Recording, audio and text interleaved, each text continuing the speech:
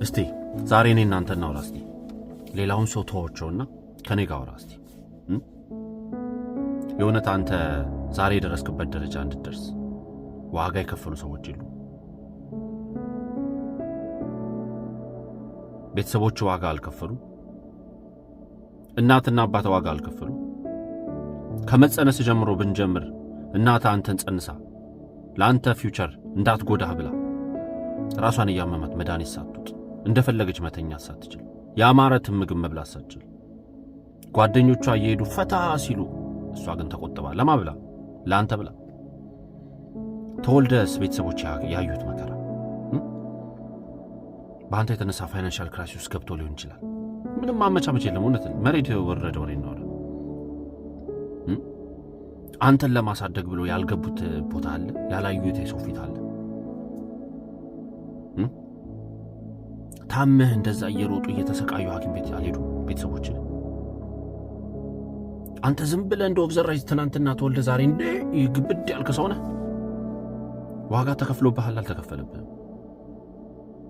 ቤተሰቦች እንደዚህ ተሰቃይተው አሳድገው ማለት ነው ጥሩ ደረጃ ትደርሳለህ ጥሩ ፊቸር ይኖርሃል ብለው እንደዚህ ተሰቃይተው ዋጋ ከፍለው አሳድገው ብራዘር አንተ ዛሬ ምን እያረክ ነው? ምን እያረክ ነው?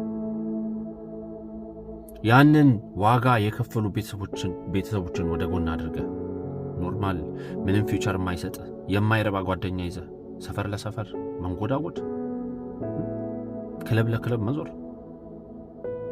ምን ሊያደርስ? ፋይሬጅ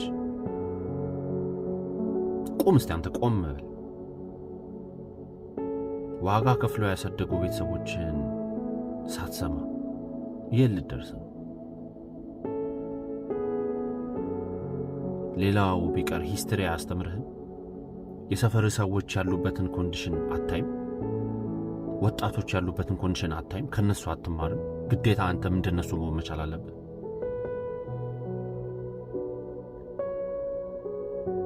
ይሄኔ በስራ ላንተ ነው ሰጠ ብራዘር። ዛሬ ወጣት ነህ፣ መሮጥ ትችላለህ። ዛሬ ወጣት ነህ፣ እንደፈለክ መሆን ትችላለህ። ማንም አይዘህም። የሆነት ቤተሰቦችም ተቆጣጥሮ አንተን ምንም ሊይዙ አይችሉም። አንተ ሆነስትሊ ስፒኪንግ ማን ይዛል? ግን አንድ ነገር ልንገር፣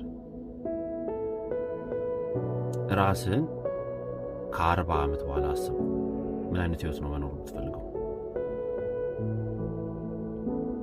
አሁን ወጣትነትን ስታየው በቃ ደግመህ የምታገኘው የሆነ በቃ ኢነርጄቲክ ሆነ ምናምን በቃ ሁሉም ነገር ማይጠፋ ማያረጅ ማይወድቅ ይመስላል። እስቲ ራስህን አስበው ከ20 ዓመት በኋላ ምን አይነት ላይፍ እንዲኖር የምትፈልገው? ምን አይነት ህይወት እንዲኖር የምትፈልገው? ብራዘር ዋጋ የከፈሉ ቤተሰቦች አሉ። እዚህ ጋር ትናንት ያገኘው ጓደኛ ማንነትህን እንዳይለውጠው ተጠንቀቅ። ፋራቱን